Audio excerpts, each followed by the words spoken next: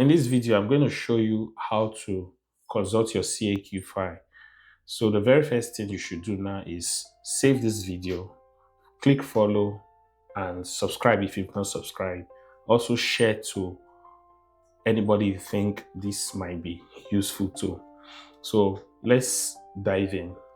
And if you've not applied for your CAQ, I've also done videos which I have linked in the description, and also you'll see the link popping up as cards. So let's go over. To consult your CAQ file, what you need to do is you can just search on Google consult CAQ file, and it's going to bring out the website.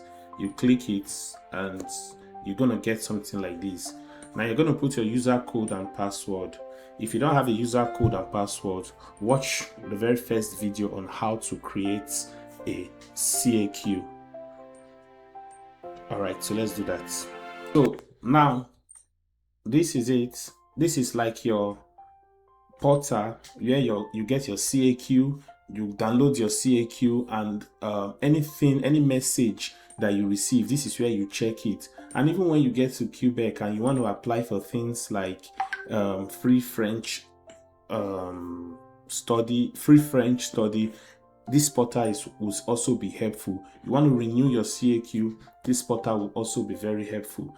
So now, once you have logged in, you've already consulted your CAQ file. Now, first thing, look at your personalized checklist, you download it. Then acknowledgement of receipt of your application, you download it. So that is how you are going to consult your CAQ file. In the next video, I will show you how to now actually upload your letter of acceptance, your international passport, and every document that is on your personalized checklist. I'm going to show you that in the next video.